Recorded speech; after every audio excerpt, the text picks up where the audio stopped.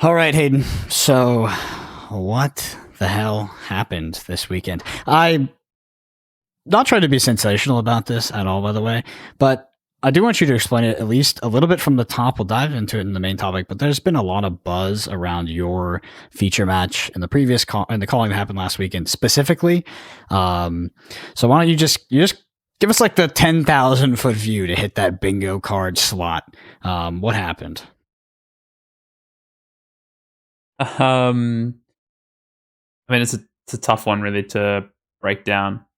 But basically, like a very, if you didn't catch what happened over the weekend, calling Auckland, round 10, so second to last round of the event, myself and Matt Rogers on camera playing an Alton versus Iyslander matchup, a very sort of in-depth matchup because it's a fatigue plan from Matt's side, and so it requires some basically a remembrance and kind of a moving through a fatigue plan on my side. So it's a very long game. Both players trying to play very quickly, myself and Matt. And we end up with like a 35-minute judge call because of a couple of errors made on both our ends, which then, I'm still trying to catch up on things that have happened, but led to this big kind of conversation and bigger dialogue through social media. That's kind of, I mean, the long and the short of it, really. We can dive into more about what actually happened through the process, and I can break down what happened with the judge calls and stuff, because I think there's been a lot of speculation about what the judges had said and what actually happened in that moment and the interactions that both Matt and myself had with the judges and who the judges were and all this at the event. So, but I guess the long and the short of it is there was a really in-depth and complex judge call based on a couple of errors that happened during gameplay from both mine and Matt's side that led to this kind of big conversation, really. Mm-hmm. All right. So last week in Flesh and Blood, obviously you almost top aided calling Auckland. How was it overall? Was it a good atmosphere, a good experience, good venue? Do you think it was a success? Yeah, like I obviously I think on the pod we're going to go through my event sort of recap anyway, but the just kind of top line, always good to be at these callings, right? Like I haven't played a calling now in almost a year, I think. Obviously had the Pro Tours to play in Worlds, but I haven't played a calling in almost a year. I think Teams calling in Sydney back in, I think it was May or June, prior to, it was the world premiere of Uprising. That was the last time I played a calling. So awesome to be back at these events. Haven't been in Auckland for almost 2 years since the Monarch calling, actually, Monarch Seal calling. So we're going way back now. Different venue. Actually, the venue was meant to be the same as last time, but there's been some really inclement weather, and there's been this massive cyclone that went through New Zealand, the North Island, that caused a lot of flooding, forced LSS to have to change the venue, actually. And they ended up in this really cool theatre. It's a civic theatre, which is Auckland's like main theatre in the heart of the city. So we're playing on a stage, effectively. It was, I'm not sure if you saw images. If you haven't, go check out LSS's coverage or on Twitter. You can see these amazing sort of photos. We're actually up on this main stage, and then there's seating all back. And the stage is huge because it's a massive theatre. So, they could fit a couple hundred people in here pretty easily. So, yeah, really interesting venue. Not the sort of venue you generally have a card tournament at. So it was kind of cool to have that. When I walked in on Friday, I was like, oh man, I don't know about this venue. It's really weird. It's not what I'd expect to play. But as the weekend went on, Saturday, the lighting was actually amazing, so it made playing events there really, really quite awesome, actually. And had a good time. Got to hang out with the Doctor, with Dan Mackay, and with Dave, who does a lot of editing for us. And we just kind of overall had a good weekend, and of course got to play some Flesh and Blood, which is always good. Cool. So got back, been a bit under the weather, unfortunately. Finally got hit by the spicy cough. Brendan got COVID. What do we call that? Mushroom poppy in the back of the throat? That's maybe what you call that. But feeling a bit better today after a couple of days, so that's nice. Oh man, for the few people that pick up on that, I'm sorry. All right, well, let's head into the news, Hayden. What do you got for us? Well, I just want to lead off with, speaking about calling Auckland, congratulations to Sam Sutherland, a local Aussie player from Melbourne, actually, who took out the calling. I think it was just over 200 or 250 odd players in the end in the calling. Sam taking it down on Dash. Big win. Sam is someone who's been pretty dedicated to Dash, I think, since coming into the game. Top 8 at Australian Nationals end of last year. I've seen him at multiple of like the PQ seasons and stuff, traveling around Australia, just trying to punch his ticket to Baltimore. So I know he's at Worlds, I think, as well. So it's just a player that's coming through sort of the Australian competitive scene and trying to make a name for himself. And obviously picking up that first trophy is huge. So big congrats to Sam. The top 8 was pretty stacked, actually, with some players that, obviously Michael Feng was in that top 8, Cam McCreath, Matt Rogers. The top 8 was full of known players, but also some, Alexi player in the final in the form of Diggle Dixon, who honestly, like, just the way he was, his kind of call to... We talked about it last week. Lexi would be a good medical if you could dodge Guardians this weekend, but Diggle didn't even bother dodging Guardians. He just went through them, which was super interesting. Honestly, Lexi making top 8, not surprising to me, but what did surprise me is I love Cale McCreath, and he's been playing for a long time. He's a fantastic player, but Bravo is a garbage hero. And he somehow, it speaks to Kale's sort of acuity as a flesh and blood player that he could sort of get that hero into top 8. That there's that new card that was spoiled that takes away your hero ability for the rest of the game. And the best thing about Bravo is it's very future proofed because the hero effectively doesn't have a hero ability right now. It's just, it doesn't matter. Dash. Yeah, so there's Dash. Kale I think Kale started 1-2 and then rattled off 8 straight wins to make the top 8. 0-2 because I heard there was a little bit of a bet going on in regards to coffees for him making top 8. And people got pretty deep in the bets after he got 0-2 and then he proceeded to top 8. Yeah, I wouldn't be surprised. And I know as well, Dave Lynn, who's a friend of Michael Feng's, part of that American group that came over. So there's two North American players in the top 8. He was also on Dash. He actually knocked out my testing partner Dan out of top 8 in the last round. They were playing for winning, and Dan ended up finishing 10th on the same Iyslander list, which we'll get into in the top of the pod. But yeah, just wanted to say, it was a cool event, cool to see these players, a contingent of really well established players, and then someone in the form of a newer face in the form of Sam Sutherland winning that event. So shout out to him. Preview card, Brendan. Got a package here from LSS behind me that was here waiting for me when I returned from Auckland. We do have our preview card, which we'll be doing a little bit of a short for. We'll be putting that out on Sunday, 1 a.m. Eastern Standard Time. So March the 5th, Sunday, 1 a.m. Eastern Standard Time. I think it's about I don't know what time that is, about 5 p.m. or something here in Sydney. We'll be putting that out. That'll be live. We've of course seen the card. We're excited to show it. We've got a little bit to talk about, I'm sure. As Brendan says, breaks the fundamentals, the core tenets of the game, which might be a little. Dude. It's a fact, might not be quite what you're expecting, but we have that to share. So that's coming your way. Sorry, that's 7 p.m. NZ time. 5 p.m. Australian, 1 a.m. Eastern Standard Time on March the 5th. And then we have had some preview cards over the weekend. So let's talk about them. Let's get into it. As we always do in this kind of section in the lead up to a preview season, as these early previews start to drop through, we talk the cards, we talk about what we're expecting. So Mask of Many Faces. This is one we saw. I think I got to the event on Saturday and this had already been shown somehow, somewhere. I don't know where this came from. But Mask of Many Faces is Ninja Equipment Head. It's a common. Defense for 1 has Blade Break and says instant. 1 resource, destroy Mask of Many Faces, name a card. The next attack action card you play this turn gains that name. What I might do actually, Brendan, because all 3 of these cards that we saw are really related to this kind of theme of combat chains and card names. So I might just go through these cards and we can talk about them as a group. So the next card we saw was Head Leads the Tails, which is a ninja attack action majestic. It's a 3 attack, 2 defense at red, costs 1, and says when this attacks, name another card. Attack action cards with that name have +1 attack this combat chain. Go again. And then the last one is Be Like Water, which is a common cycle, presumably, although we've seen the red one so far, which is a 0 cost red attack action, ninja attack action, attacks for 3, defense for 2, and says when this hits, you may pay 1.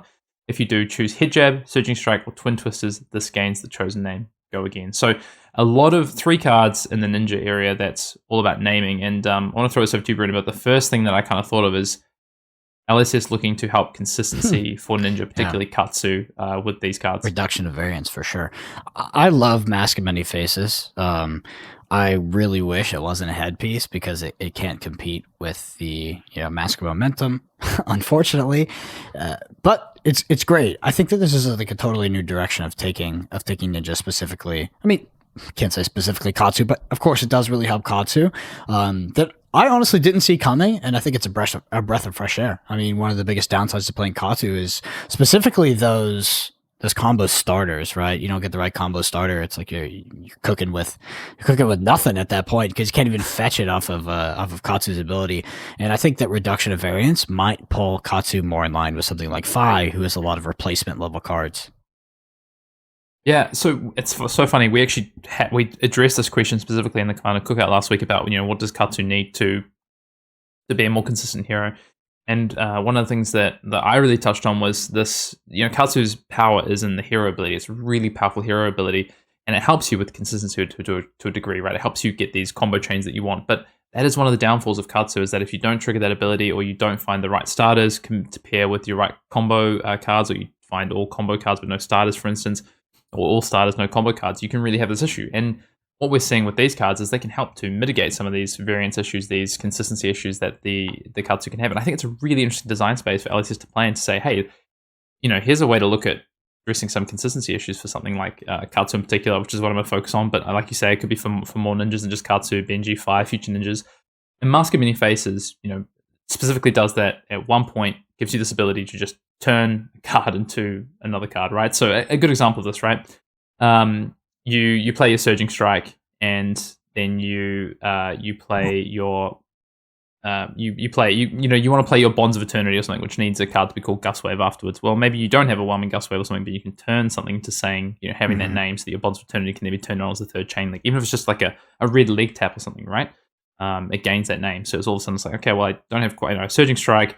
Use my next resource to pay to play my leg tap as a Gust Wave. Maybe I remove tunic counter to activate Mask of Many Faces, whatever it is. But you have this ability to now start to like make your combat chain better than what it could be with permanence on the board in the form of Mask of Many Faces. And of course, it leads to tails. The immediate card I think of with this is like 100 wins. Give all my 100 wins on this combat chain +1. It's like effectively like a surging. I saw a meme. It's like what's that card? The fire card called? Is it the one that gives +1 to draconic chain links that are higher than its base power? Is it it's spread the cheeks. Spreading flames. Sorry, spread flames. Yeah. Spreading flames. I saw a meme where someone was like, it's like hey mum, can we have spreading flames? And it's like, no, we already have spreading flames at home. Yeah. Head leads the tails, but it's not a draconic attack, so it has a bit more utility, I guess. And then Be Like Water, of course, similar sort of thing, where you can pay one resource if it hits with Be Like Water hits, and choose Hijab, Surging Strike, or Twin Twisters, and that gains the chosen name. So you could turn this into a Surging Strike if you have Whelming Gust Wave at hand. So effectively, you can have this card that's a 0 cost, a more efficient potential Surging Strike for your Whelming Gust Wave turns, which is all really cool and all leads to a lot of different design and deck design spaces, I think. I actually love this, and I really have to commend them, because this is not. I really didn't see this coming, and I think my biggest critique of Katsu is Katsu just consistently got side grades, where you saw other heroes in Flesh and Blood get vertical grades, where they just are literally more powerful, and Katsu got more ways to play in a mediocre way. So I think that this is it takes it in a new direction and could potentially actually unlock the hero. Because we've been thinking for a long time, it's like, what does Katsu actually need? Is it just power creep? Do we just increase the numbers? And consistency could be it. So I'm a big fan. To be honest. But yeah, once again, Mask of Many Faces, I'm assuming it was too powerful to not be a headpiece. But if it hadn't been, it would have been really, really cool. Yeah, a new arms piece or something. Look, I think the primary function we're going to see of Mask of Many Faces is a limited card. And that excites me to no end, because I want to see these kind of effects in limited, and it's a common. I think that's where we're going to see it. I mean, look, at worst, this is an Iron Rot head. Like, that is Iron Rot helmet. That is huge, but this has very relevant text, I think. We already see some cards that could work with. Be Like Water in limited. My question now is, are we going to see Hijab, Surging Strike, or Twin Twisters in the set? Or are we going to see cards that, are we going to see reprints, basically? Are we going to see Whelming Gust Wave, for instance? Like, what are we going to see in the set? Or are we going to see other cards that work off Surging Strike? Like, there's so many options right now, but my kind of current question is, will we see reprints? Feels like it with this at common, right? If it was a Majestic, I would err on the side of maybe no. But since it's common, I think so, to be honest. I do. Yeah, like, it has me pretty excited for what this format could be, both from what Outsiders could give us for Constructed, of course. I'd love to go back and play some Katsu, get the Kodachis out again. But beyond that as well, for me personally, being such a limited stan, it's very exciting. Look, I literally cannot wait to get stuck into this Outsiders limited format. On top of that, Brendan, we've got something with the channel we're going to be looking at with limited, which is really exciting. More details to come soon. But yeah, just can't wait to draft and can't wait for the pre-release. Just a few weeks away now. So, little story time here. Hayden went back to Auckland. He's from Auckland, by the way. He's from New Zealand, at least. Not from Auckland. He's from New Zealand. He's from the South Island, as they say. But this time he got to go to a little restaurant called Pasture. So we've been hyping up to him forever. So I think on that note, I want you to fire up that Command and Cookout. Give me your review of Pasture, the best restaurant in the world, as well as hit me with the question for this Command and Cookie section. I can do that. I got to go with friend Nick Butcher, who many people know, Flesh and Blood player. And look, it was really good. It was definitely an experience, and the food. I mean, it's all local produce from New Zealand, which is cool. So I'm definitely glad that I went along to Pasture and checked it out. Was it my favorite restaurant I've been to, Brendan? I don't think it is. Sorry, but it would be probably in my top 5 or top 6 or so restaurants that I've been to. So, you know, top 6. I definitely look. That hurts. Top 6 hurts. Top 5. I can. It was really good. Top 6. God damn.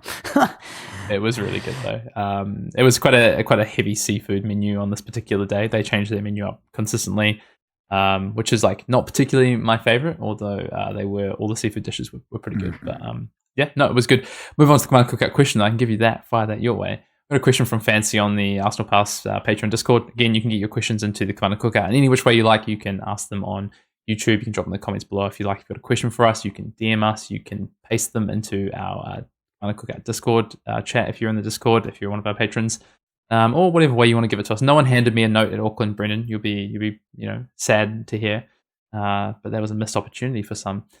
So, question from Fancy on the Discord is, why is LSS afraid of making more attack reactions? Now, the reason I picked this question out, it's actually an older question we got asked a couple of months ago, is that we have seen some attack reactions that are going to be printed for Outsiders for our Assassin friend. And actually, in the past, basically a year, the only attack reactions that we've seen for Assassin. And we haven't seen more printed for Ninja or Warrior. Basically, we've seen more attack actions to be focused upon. So it's like I think quite an interesting question. Of course, we've seen Spike with Blood Rot, Spike with Frailty, and Spike with Inertia that we know we're getting for at the rare level for this set from Assassin. And of course, we saw Shred, and there was one other one. Can't remember the name. But prior to that, it's really interesting because I think we didn't see these attack reactions for a long time. Alice just really pulled back on them, and I think we got some instants. We got Lightning Press, we got the Blinding Beam and Monarch. We've seen more of instant level rather than attack reaction. And I guess the question is are they scared of it, or is it just maybe not quite in how they want to? Yeah. Is it they want to focus on classes that have attack reactions and not bring it too much into the generic space and be really careful with the principle of attack reactions? So I don't think they're scared of it. I think that it is definitely class, but it's class specific to an extent. I also think that attack reactions are not as good as people think. They're pretty narrow in terms of design as cards. So I think that we stray away from them for that reason specifically. I think, I just don't know if it would add a lot of value to have a bunch more attack reactions. It might kind of make the game feel a bit homogenous if every class had a bit of a gotcha in the attack reaction step. But ultimately, when it comes to the sort of the quantity that exists in the game, I don't think they've been afraid. I just think that it just hasn't happened, and I believe that not Uprising. Dynasty. Dynasty. Welcome to Wraith here is now Outsiders. We're going to see a lot of attack reactions. I think so. I think for sure. But yeah, I don't think they've been afraid. Hayden, what are you? No, I think they're just careful with the design space because, to be honest, I don't think it's that particularly interesting design space. And I think they have been careful to cultivate what they use attack reactions. Now, they needed to print a bunch of Welcome to Wraith because, well, first of all, Dorinthia utilizes attack reactions, and of course we saw those in Crucible and then some into Everfest and even a Dynasty to an extent as well, right? That's where we have seen the attack reactions. But generic, I think there was a precedent. It's we saw Razor Reflex, we saw Pummel, we saw these attack reactions, and we still see those cards played today, but we didn't see to that level generic attack reactions printed after that. And I think that's the reason they were printed at generic in that set is because they needed to give accessibility. Realistically, do you think LSS would go back and print Pummel? And that's not because Pummel's an issue in the format, although people might point to that with Guardian and stuff. I don't think that's true. I just don't think it quite fits the design space. It just kind of doesn't really quite make sense. Should Guardian have attack reactions, for instance? Should we have them at generic? And I think LSS's kind of default right now in the design space is no, that's not where we see them fitting. We see them fitting with our Blade heroes, our our warriors, our ninjas to an extent, although again, very careful with those. They're very purposeful. They generally majestic and they have a very keen purpose of why they're there. And then now we see with assassin, but I think, the card density and having these access to show people the game, it was important to have those in Welcome to Wraith in the form of Pummel and Razor Reflex. Yeah. I'm not even sure if attack reactions are that good, to be honest. I think Pummel's good, and it's good in the right meta, but overall, like, I don't know if I think about like things like lunging press, like Razor Reflex, like the other attack reactions, they're not that good. It's just Pummel because we exist in. It's not that good. Like Pummel is good because we exist in a meta where people want to keep their hands most of the time. They don't want to be disrupted. And Pummel also works with and Command and Conquer exists. Yeah, Command and Conquer exists. Also, Tunic exists. Also, mainly Tunic exists, so people are doing it effectively, like kind of for free. Outside of that, like attack reactions just aren't that good, and I think if they're too good, it kind of sucks. Because like if they're too good, everybody's got to pack a shitload of defense reactions in their deck. That's just how it is. Yeah, it just changes the dynamic of the game, and obviously I kind of forgot, but we have seen them printed with like Blade, Flash, and Thrust with the Dorinthia, the classic battles, but in that form, they're generics, but they're a bit less powered, right? They're not comparable to Razor Reflex or to the level you see with like the class specific, which is good. I think that makes sense. So I think we'll continue to see attack reactions, but I think LSS will be careful of where they fall into with the design space. I forgot we saw Rapid Reflex actually during Uprising, so we have seen them to a degree, but they are being a lot more frugal with their attack. And reactions. that card sucks. Well, tell you what, I thought that card was a lot better in Limited than I came around on it in the end of the Uprising Limited format. Yeah, Rapid Reflex. I can see that. There's something to be said about attack reactions in Limited, especially in defense reactions. Sort of thing. So, Brendan, the one thing I didn't mention was Rapid Reflex and Uprising. So, LSS have used these attack reactions just more frugally than they have in some of the earlier sets. But from what we see with Outsiders, we've already seen some attack reactions. Do you think we'll see a generic attack reaction in Outsiders? Do you think we'll see more than what we've already seen? I think if we see a generic attack reaction in Outsiders, it's going to suck. I don't think they're going to re-put anything close to the Pummel level of power. Yeah, I also don't love Razor Reflex and Pummel in Welcome to Wraith Limited either. So like I'm more than okay for these not to be available generic in a limited format. I do like Pummel in Limited, but I guess it depends. It depends. I feel like it can be really good, but it can also be very clunky, Epot, Pummel. Okay, cool. Great question. Yeah, I agree. I don't think they're scared of them. I think they're just using them in a design specific way that makes a lot more sense to what they want to do with tying them to classes for the future, which is cool. I think I really like that. I think it's important to have some available at a generic level, and obviously they've done Blade Flash and stuff like that post not just Welcome to Wraith, because it shows people when you're learning to play the game how that aspect, like attack reactions is an aspect of the game, so you do learn to use them, but not as important. Thanks for the question, Fancy. Again, if you do want to get your questions in the Command and Cookout, please do so. We've got some spots for some questions opening up, so if you've got some questions you want to get in, then please do so, and we'll get them read out on the air, Brendan. Yes, Hayden. All right. Well, let's talk about your tournament. Let's hop into the main topic of the pod. Start me off with what deck did you play and why? Yeah, so we talked on the pod last week about calling preparations and kind of what we'd been going through in our testing process and where I was at. And I'd said that I was between Briar and Iyslander for the event. Ultimately, ended up playing Iyslander. Feel really happy with what I chose to play and choosing to play Iyslander.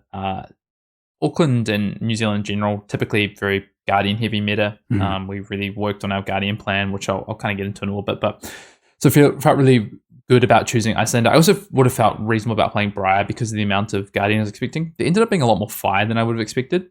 And I think that worked out, again, while playing Iyslander as opposed to Briar. That matchup I think is now Briar favored to a degree. It's only slightly, and those aggro matchups are not ones I particularly want to play. I would have been a lot happier playing against a bunch of Guardian, Dromai, if I was playing Briar, but there was a lot more Iyslander than maybe people might have expected, and there was no Dromai in day 2. I think there was definitely some in day 1, but no Dromai made day 2 in Auckland, so that's really worth noting, is that I think Briar might have been a good position for day 1, but day 2 was a lot tougher. There was a lot of Iyslander in day 2. There was a lot less Dromai and things like that to prey on if you're Briar. So could you sum that up by saying Dromai sucks?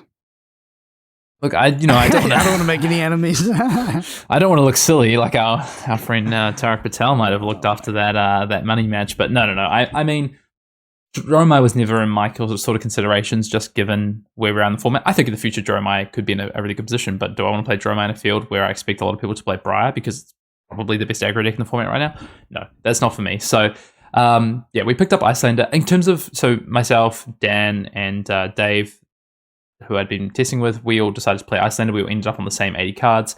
The list is available in the description, so you can go check that out. There's a FabDB link down there to go and check out the list. Kind of in terms of like what our plans look like. So we had this plan for Fatigue Golden. We expected people to play it. We knew about it obviously from Indianapolis, and we knew that people would want to play this kind of Warhorn repetition fatigue style into Iyslander. So we had a package of Remembrance plus strategic planning. And the reason for the strategic planning is it allows you to get back an extra energy pot, because the energy pots are really crucial to sort of making that combo play. And you're using your E-pots to feed to the Warhorns to make sure you can protect your Insidious Chills. So that's the reason for the strategic planning. It's also just a solid card in the middle mirror, because cantrips are good in the mirror because they allow you to just keep that progressive moon value and while digging for your permanents to put on the board. And it's the same kind of concept in the matchup with Ultim Fatigue. So that's kind of the plan we had there, a plan that we worked on. Dan kind of came up with this plan, and then we worked on it repetitively to make sure that we felt pretty good about it. Ultimately, my one time I got to play it, it didn't quite go to plan for some different reasons, of course. It was going to plan, unfortunately. We also ran CNCs, which we just wanted some cards for Ranger. We expected people to play Lexi and think, it's kind of the best option you have available there. And we even ran 1 to 2 in the mirror match, rather than running things like Sink Below, for instance, not running 3 of those. What else were kind of our list? We didn't play the Winter Spites. You might have noticed like Michael Hamilton and a few other people over the last couple of weeks played these like red Winter Spites. Particularly for me, didn't like that card. I understand the concept of the card, which is to always trade for a card in matchups or help you keep your Channel Lake Fridge around for longer, Brendan. But for me, just not a card I was excited about. Felt pretty poor in testing. Yeah, I think that another part of that card that I heard was that they found themselves having sort of redundant cards at hand. Often while playing Iyslander, they wanted something that they could play out that would affect the opposing player and still having something to play after that as well. Because the worst thing you can do is IP yourself at any point in Flesh and Blood. Yeah, exactly. And that can happen. It can happen with Iyslander, right? You've got to be really careful, because all of a sudden it's like, okay, I disrupt my opponent with like my ice card out of Arsenal, and they just go, okay, well, I'll set up a permanent, or I do this thing, and then all of a sudden you're like, I have this extra card in hand I can't use. That's why like Scar in particular is like a good card, right? It stops you from that from happening. And Winter Spite's a similar kind of spot, which I completely understand.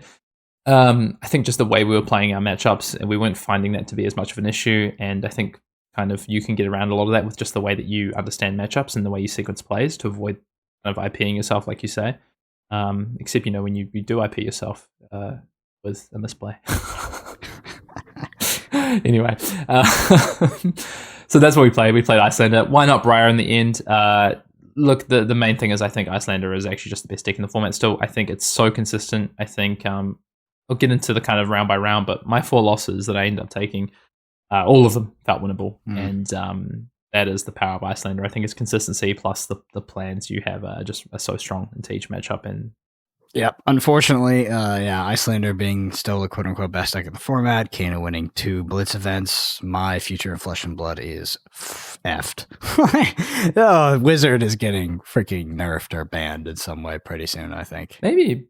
No, I mean, but you look at it, so Iyslander in the hands of Michael Hamilton wins Indianapolis, but, I think Margin Bay also top-aided that event. I think there's 1 in Bologna that top-aided. No Icelanders in Auckland, so look, that's my opinion. I think you have a similar opinion, is that Iyslander is very, very strong. And as our testing went on, so I avoided Iyslander for a long time. I was like, I don't want to play this deck. I don't want to play mirrors. I think it's good, but I think there's other options that are just as good.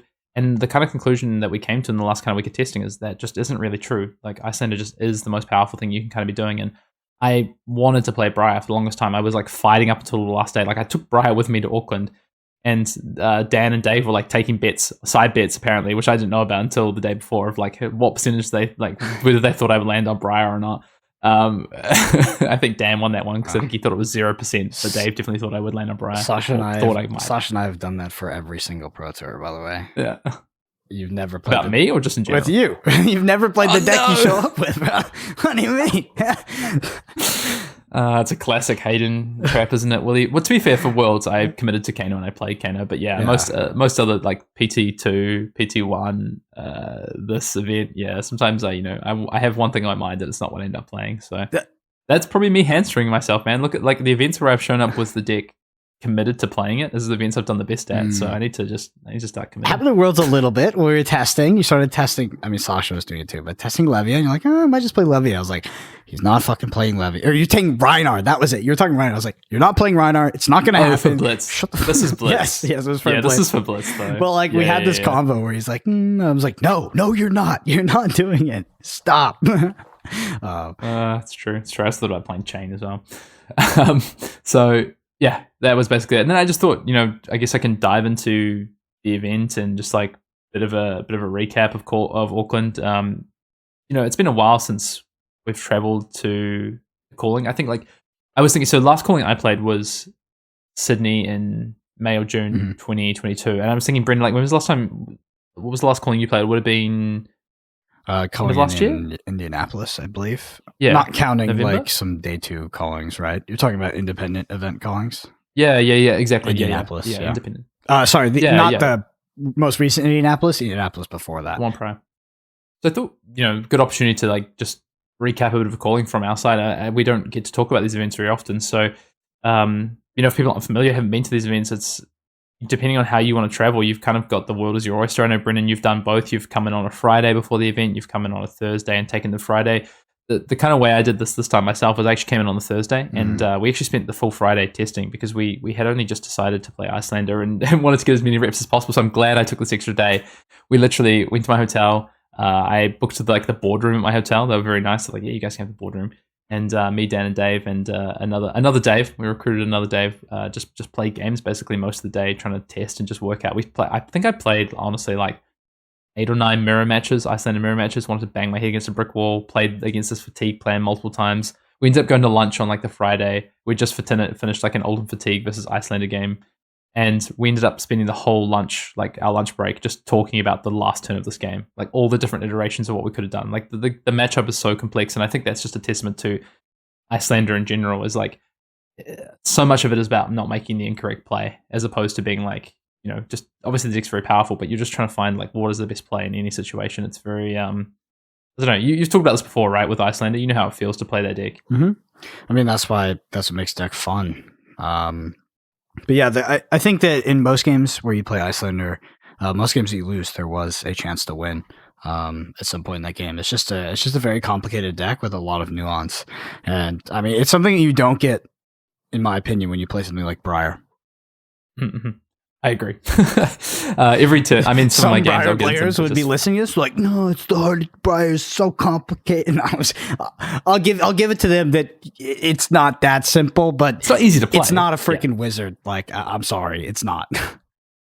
Yeah, it's different. Like, I never feel like my games are easy with Briar. It's just different. There's a lot of play to the end games in Iyslander, which is very cool. Most of the time, sometimes it's not. But so we settle on the deck, we settle on the list. We're writing it out the night before. We have our game plans all kind of locked in, all feel really good. We'll actually post these. I'll post the full sideboard plan and our kind of game plans that we came up with, that me and Dan came up with. So those will be available on Patreon in like the next week or so. You can check those out because Iyslander ain't going nowhere. So we feel pretty good about the plans we came up with. Big Ultim probably ain't going nowhere anyway. So we can talk about that plan. Event, show up on the event, round 1, get to play against a newer player from Wellington, New Zealand called Gary. He's on Reiner, lovely guy. And his mate actually came over afterwards and we just had a good chat, obviously about Arsenal Pass. His friend had sort of listened to the pod and stuff, so that was cool. It was nice to meet people who listen to the pod. Newer player though, and just kind of got a bit outshone, I guess, in terms of the matchup. Lost a bit of edge here and there. So round 1, win versus Reiner. Round 2, I get to play Briar. I get a camera match, Brendan, straight into the feature match in round 2 to play against Briar. And really just put on, to be honest, a bit of a masterclass in what that matchup looks like, unfortunately, for my friend Mitch, who is from Sydney. We got to play against each other.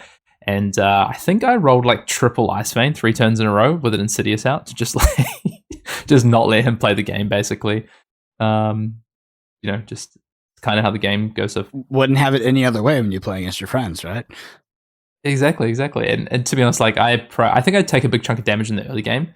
to get an Insidious out, but that card is the most important card in the matchup. I don't think I've lost a game or won a game either side of the matchup where an Insidious has been resolved on the table. Like, it's just, unless they just completely brick on Brain Freezes, Ice Veins, and Ice Eternals, like, it's the matchup.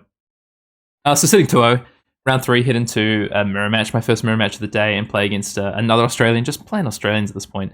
David Spencer from Melbourne, who's a very experienced Iyslander player. Very close game, but we're both kind of matching each other with permanents. His draws, I think, are a little bit better with his attacks coming with like 3 blues, whereas I'm seeing some like double attack hands, and he's able to like leverage that into the end game. Makes me pop my epots first, which is kind of like the death sentence, I think. If you've played many of the mirror, if you have to pop your epots first, you're probably about to lose that game. So 2-1, play another mirror afterwards against a New Zealander who I know, Henry. Not as experienced in the matchup, so that matchup goes a bit better for me, 3-1. Play a Fi after that in a pretty close game. And then I play like round some 4-1 at this point, and then play into a Lexi, which I'm absolutely dreading in round 6. Like, this matchup I'm worried about because I actually think it's Lexi favored if they're on like this more fuseless kind of aggressive build. My opponent ends up being on like a bit more of an ice build. Like, he lands a really early channel like Frigid, but like his draws is really solid. He like hits early 3 of a kinds, has good Rain Razor turns, is putting all this pressure on me.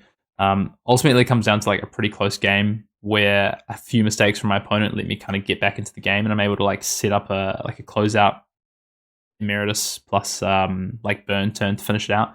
But super close game.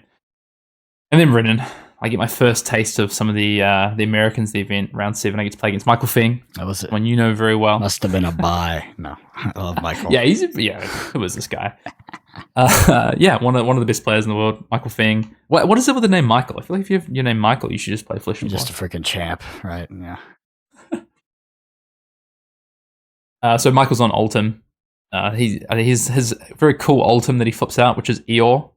It's like an Ultim, and I'm like, oh man, is this like he's trying to show me that? Is this because he's playing Fatigue, or is this just because like, you know, he's trying to psych people into think he's playing Fatigue? So I'm sitting there looking at my sideboard plan. We have a plan for Ultim, which is like straight proactive Ultim. We have like a hedge plan in case we're not sure what they're on, and then we have this like Fatigue plan. And I'm like sitting there looking at the Fatigue plan versus the hedge plan. I'm like, oh man, Michael Feng's already inside my head. Like, what am I going to do?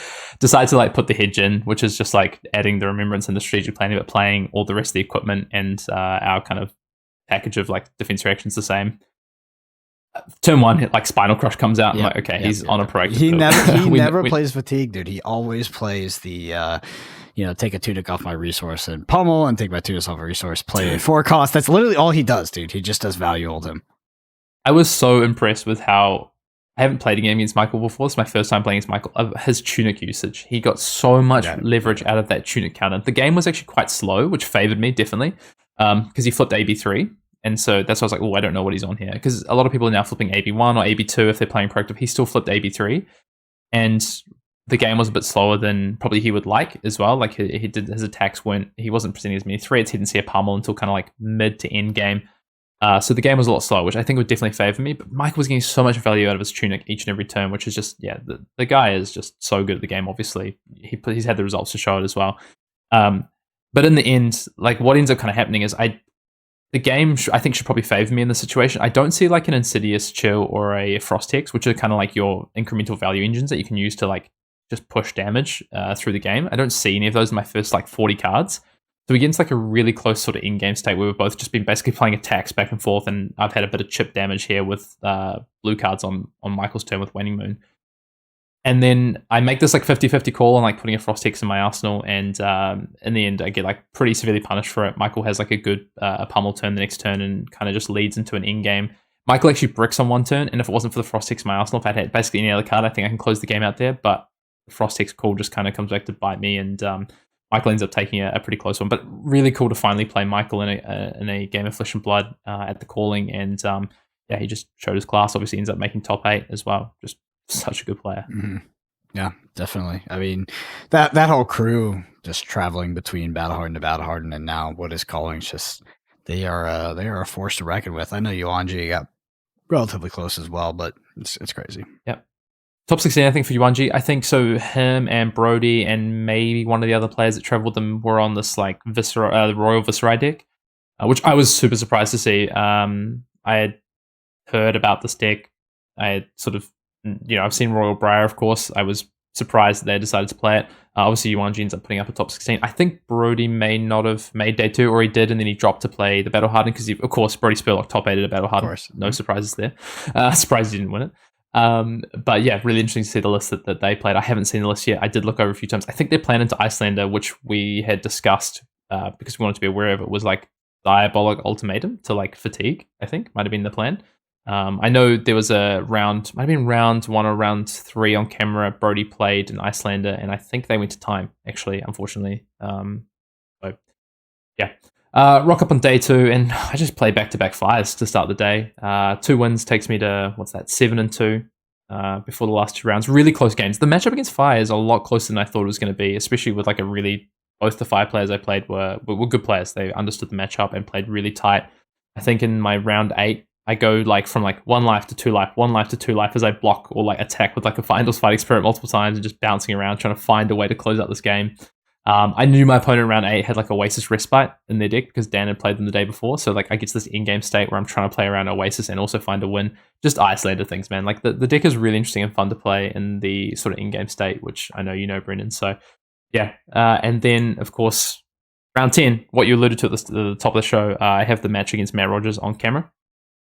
So I'll talk a little bit about this matchup, and then Brendan, maybe you can just fire away, like from an outsider's perspective, kind of the questions you have, because I don't really know what people kind of were privy to. I know that at one point one of the casters came out and got like an update from the spotter who was like the stream person to like find out what was going on and had like maybe been given some information from a judge to relay back to the stream. But other than that, I'm not really too sure. So round 10, me and Matt, we've got a feature match. We know that we both have to win this match, and that puts us in a position to win in or potentially even win this and be in with a loss in the last round, probably in like 8th or 9th, 8th, 10th we'd finish, somewhere around there. So it's pretty, it's a pressure match for sure. We are both like, I know he's going to play the fatigue plan, and I think he's aware that I know that's the plan he's going to play. So we know the game's going to go pretty long. So we're trying to play at a pretty aggressive pace to get through the game. Not that we talk about this, we just kind of, that's what we're doing. And I think that's pretty clear if you see the stream, like we're both playing pretty quickly. So just wanted to break down the plan first. I know that Matt's on this fatigue plan, which is basically like recurring Warhorn and destroy all the Frost Hexes and my Insidious Chills so that I basically just can't deal damage and he can win. And we have this plan with the Remembrance to Remembrance back our Frost Hexes after he does all this, and strategic planning to get back 1 energy pot or 1 Insidious, depending on, 1 energy pot rather, not Insidious, to make sure that we can have 1 energy pot for the end of the game.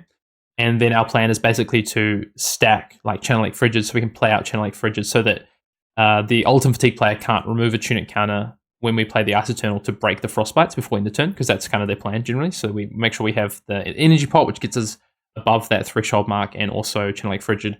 If you're interested in more of this, we'll talk about this plan like over on the Arsenal Pass Patreon. There'll be a video on this for kind of our plan into Fatigue Ultimate and how we plan to attack, because we felt really good about this plan. So basically, the game's going through. Matt destroys all of my Frost Hexes and gets to the point where I'm like, yep, okay, ready to Remembrance. I draw the Remembrance, and we Remembrance back through the Frost Hexes, ready to now execute my plan. Matt's done his thing. Threw his Warhorns immediately after his Remembrance, I think each and every time, just really like powered through his plan. And now it's time to enact my plan. And then what ends up happening, if you haven't seen it already, is that there's a Channel Lake Frigid on the board. There's a lot of stuff on the board because the game is quite complex at the stage. A lot of permanents on the board. There's an Epot from his side, a Channel Lake Frigid. I have the Insidious Chills. And I play a Cold Snap into a Channel Lake Frigid. But neither of us realized at the time. Both have kind of forgotten there's a Channel Lake Frigid there. I resolve the Cold Snap, and I do this in response to Matt playing an Art of War. And the reason I do this is because I want to give him a Frostbite so that he doesn't have enough resources to basically present a really tall attack and be able to push damage on me or take cards out of my hand, because that's not what I'm worried about. I just need cards in my hand to get through to my plan. And so we kind of miss that. He resolves the Art of War eventually, and then this big judge call that happens. And while the judge call is happening about the Channel Lake Frigid, there's also realized that an Art of War wasn't paid for. So because I responded to Matt, I stopped him from going ahead and banishing the card, and then he forgets to banish the card when he resolves the Art of War. So there's another thing that happens, which means more in-depth conversation with the judges trying to understand what to do. And it's interesting because ultimately, Brendan, like, I make a mistake with the Channel Lake Frigid. Had I, been fully aware of the Channel Lake Frigid, or both of us, or have we kind of pulled that up straight away, I actually wouldn't have played the Cold Snap because I just need cards in my hand, and I don't actually want to give myself more opportunities to draw my Frost Hexes. I just want to like get to my plans. So yeah, there's like a lot of stuff that happens in that situation. And I don't really know what to say. I've seen like a lot of like questions going around stuff. So I mean, I don't know, Brendan, like do you? I mean, there's a really easy question. It's the one I've seen go around the most, and that's just like, do you think there was any foul play? And I think that it extends mostly to Matt's side. And relax, if you're fucking, I'm a messenger, and fuck you. Someone's got to ask it. Most of the stuff I've seen is like, do you think there was foul play from Matt? And then also people are like, do you think did you hit him with the old CLF trick? That's a joke, by the way. You know, a lot of people don't go to tournaments. They like to talk shit on the internet, and they don't understand that at tournaments and when you play in paper, tons of mistakes happen, most of which are missed, even at the highest level of play. You see this all the time when you're casting the pro tour, casting things like Worlds. People cannot fathom that a mistake would be made by those players, but it happens a lot more than people would think. So, your take? What do you think in regards to sort of foul play, or do you think it was just a mistake? Yeah, I mean, it's mistakes, like from both sides. There's just errors being made. Both, as I said at the top, me and Matt are trying to play in a really speedily manner. You know, we're trying to play fast because we just don't want to draw. Like, it's just catastrophic for both sides. So we're both playing pretty quickly. The complication. So I think that's just out the window. Like, I don't really understand that kind of side of it. I mean, maybe there's a larger thing there that. No, it's just people like there's not much to understand. Like it's more interesting, right? So people and they gravitate towards that being the narrative. Yeah, people want narratives and stuff, right? And look, there may be other things there that people want to ask questions about, but in this particular game, I don't think that's the case. But there is an interesting thing that happens, and the reason that this judge call takes so long is, yes, because there's two issues, but the other thing I wanted to explain, basically what happens is the judge comes over, we explain the situation with Channel Lake Fridges. This is before we've even noticed the Art of War. And the immediate thing the judge comes back with is actually Matt has already had 2 game rules violations on the day. So this would be representing a 3rd game rules violation for Matt, which would mean that he receives an IP2 penalty. The judge is wanting to give me an IP2 penalty for gaining an advantage on the Channel Lake Frigid, which obviously sucks, but I understand, but is really not what I wanted to happen, because basically had we been able to like rewind that play, like I'm just not waning mooning, right? I'm just not losing an extra card. There's just no reason for me to do that. So that's the kind of discussion. And then of course we recognize the Art of War piece that happens. So in the end, after all this discussion, it's a really tough judge call, I think, and a lot of people have pointed this out, that they think that's a really lopsided judge call between what happens for Matt's side and what happens for my side. And there's a lot of things that go into that, but basically the thing that ends up happening is that there's a game rules violation on the Channel Lake Frigid for myself and a game rules violation for Matt for not maintaining, because it's his effect and he has responsibility as well to uphold that effect on Channel Lake Frigid. And then there's also a game rules violation for Matt on the Art of War for not correctly resolving the Art of War. And effectively, it's drawing extra cards because the cost hasn't been resolved. So what the judges decide is that they're going to downgrade the Channel Lake Frigid game rules violation on Matt's side. And we're going to both end up with IP2s for the respective game rules violations, me for Channel Lake Frigid, Matt for the Art of War. And that they want the game to proceed. In the time, I think, it's been 35 minutes. The judges just want this game to proceed. It's a really difficult situation. Just for clarity, Josh Scott is involved at this point, he was head judge for the event because the other head judge had to step down on day one for personal reasons. So Josh Scott actually jumped in to be the co-head judge with Joe Kavanagh from the US, and they're both collaborating on this decision, and it does take a long time. So, you've got the judge guy, right? You've got the rules and policy manager for LSS there making this decision as well. And it's really in-depth and complicated because of the situation with what's gone back and forth and what's transpired. We've both drawn cards with it, they feel they can't roll it back. So this then, ends up being an IP2 on both sides, which I think a lot of people said this, I think negatively impacts me the most, because it means that I basically am not going to be able to enact my in-game plan, because I'm not going to have the cards to be able to keep my life total high with blocking out and set up the things I need. At some point, I'm going to need 2 cards on the next turn to be able to play a Frost Hex plus prevent damage or present damage so that I don't take damage. So it puts me in a really... I actually say this to Matt when they talk about the fix. I'm like, I think I know what the fix is here, and I think it means I lose, unfortunately. So the first thing is that I made a mistake, and that caused me to get the IP2, and that's on me, really. The consequence stuff after that, I think meant that I just had no chance to win that game. I think there's a lopsidedness on the judge call, which I was pretty upset about it, I'll be honest. And I spoke to Josh and Joe post the event. I went back to them and said, I don't think this ruling was particularly handled in the right way.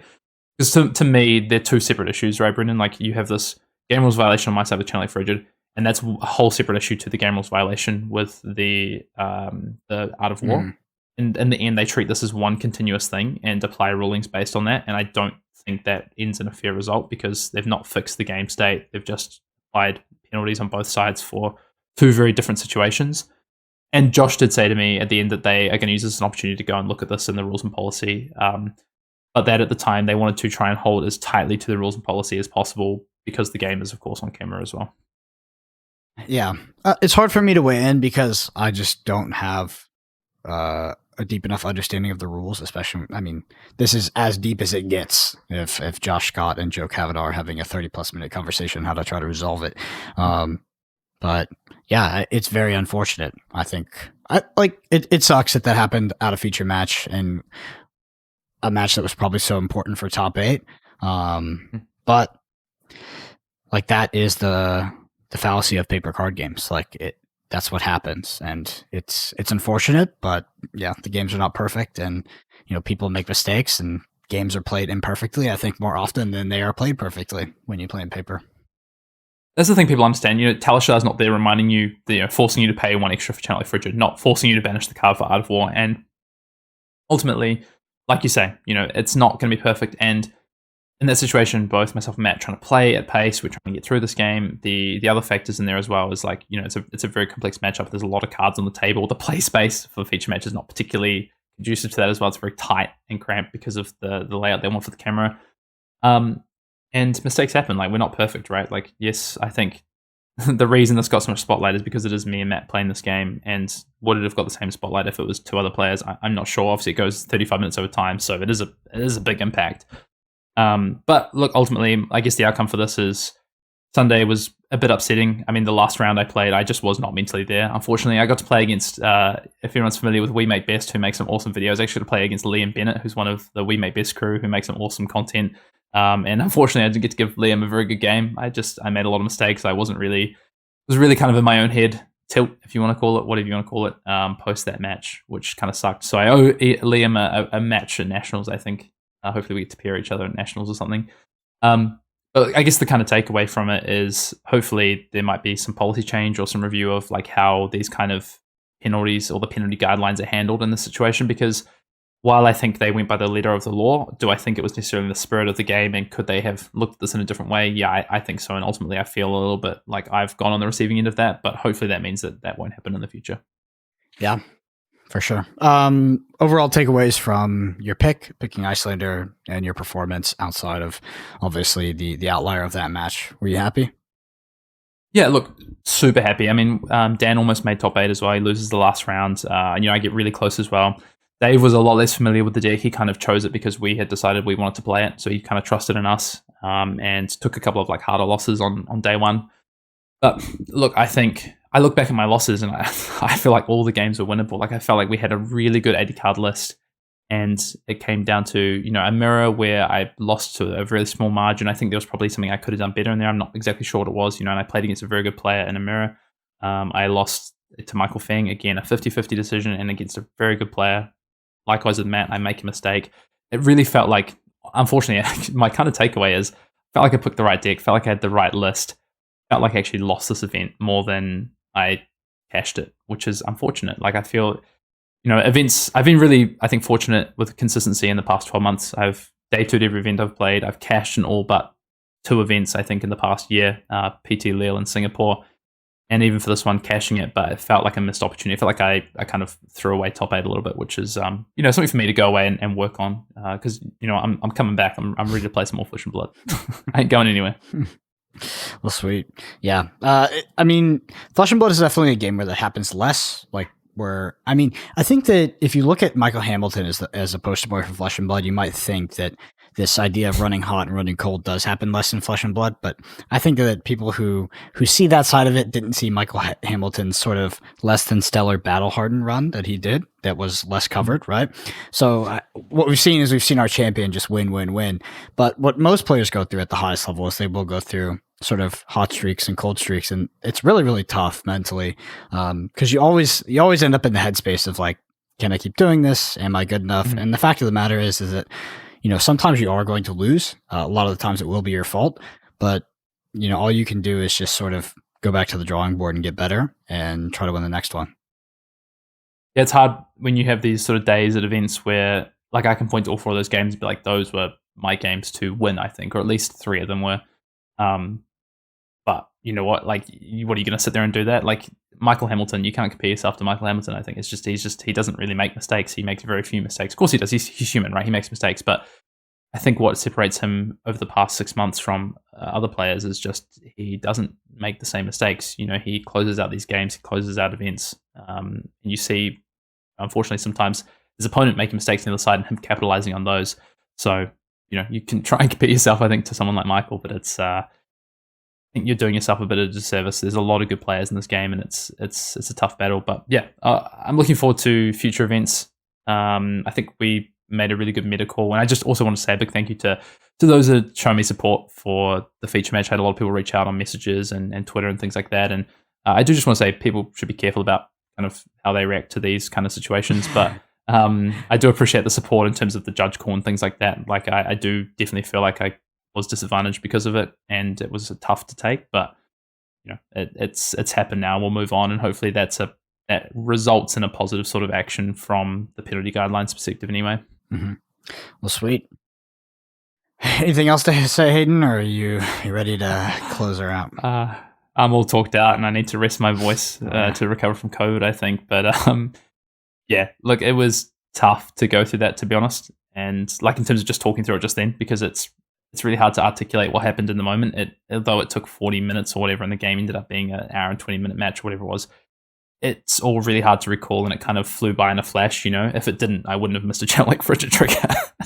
Matt wouldn't have missed a card from his banish, for instance. So, no, I hope people understand my perspective on that, and open in the comments, give your thoughts and feedback. Always open to it as well, so appreciate it. Yeah.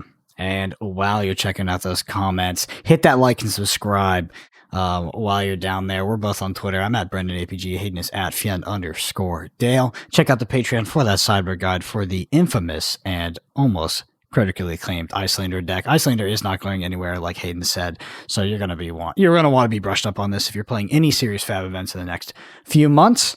Coming up, Hayden and I are discussing things for the Patreon additionally in lieu of the upcoming Pro Tour. That's pretty exciting, but haven't taken off the ground yet, so relax. I'm just telling you the news is coming. This is an announcement of an announcement. But until next time, we will see you next week. Later.